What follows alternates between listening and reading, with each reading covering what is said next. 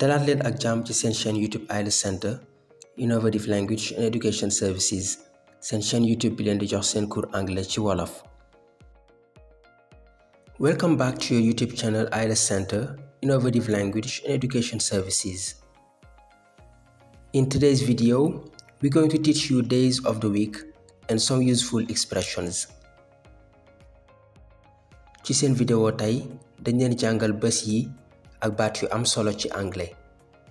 Teewlu leen ko bu baax te ngeen di partager vidéo yi abonné wu ci chaîne bi ñu tàmbali.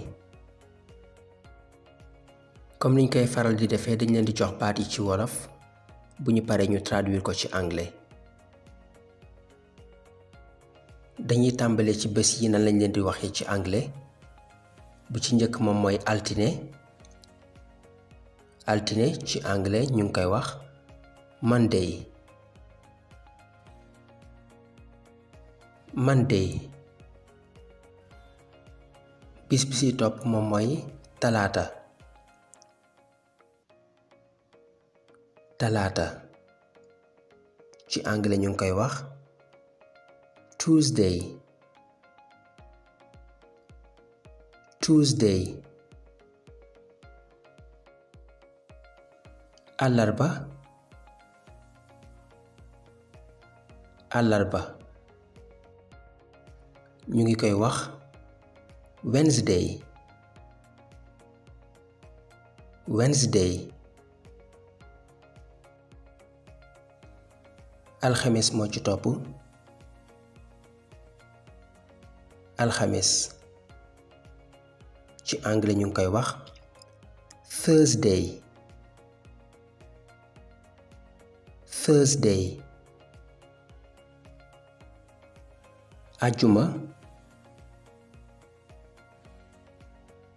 Ajjuma moom ñu ngi koy wax ci anglais Friday.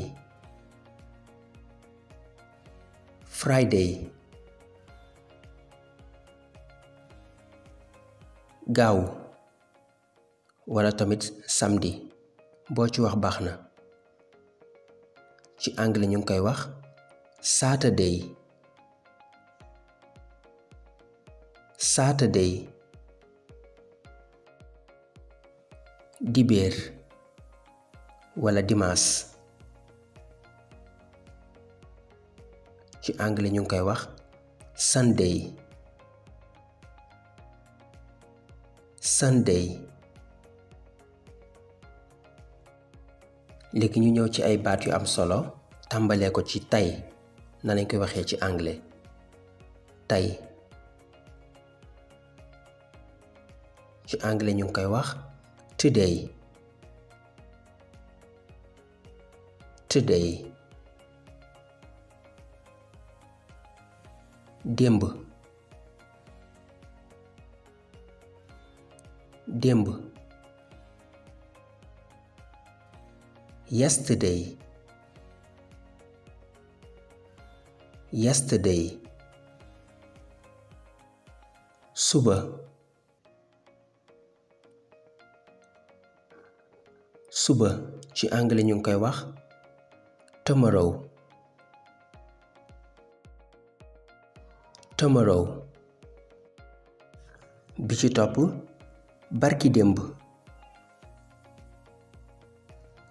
Barki démb. In English we say the day before yesterday. The day before yesterday. Gannaaw suba. Gannaaw suba. The day after tomorrow. The day after tomorrow. Tey ci suba. Tey ci suba ci anglais ñu ngi koy wax this morning. This morning.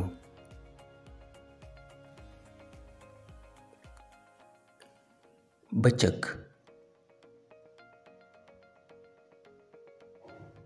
Bëccëg ci anglais ñu ngi koy wax afternoon. afternoon. Tey ci ngoon. Tey ci ngoon. In English it is this evening. This evening. Tey ci guddi. Tey ci guddi ci anglais ñu ngi koy wax tonight. Tonight. Baat bi ci topp mooy guddi. Guddi ci anglais ñu ngi koy wax night. Night. Night mooy guddi. Big mooy guddi gi weesu. Ci anglais ñu ngi koy wax last night. Last night.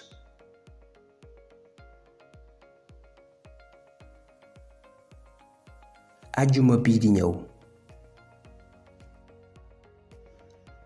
Ajuma bii di ñëw. In English it is next Friday. Next mooy bii di ñëw, Friday mooy ajuma. Talaata bii weesu. Talaata bii weesu. Last Tuesday. Last Tuesday. Talaata bu nekk. Talaata bu nekk. Every Tuesday. Every Tuesday. Fajar wala njël na lañ koy waxee ci anglais. Ci anglais ñu ngi wax dawn. Dawn. Timis. Timis. In English it is dusk. Mën nga waxit twilight. Bés bu nekk. Bés bu nekk. Every day. Every day. Bés yi. Bés yi ci anglais ñu ngi koy wax days. Days. li lañ leen indiloon tey ci seen leçon anglais wolof. Bu amee lu ci leerul rek mën ngeen ñu envoyer message wala ngeen bàyyi commentaire. Dañuy tontu commentaire yépp. À très bientôt.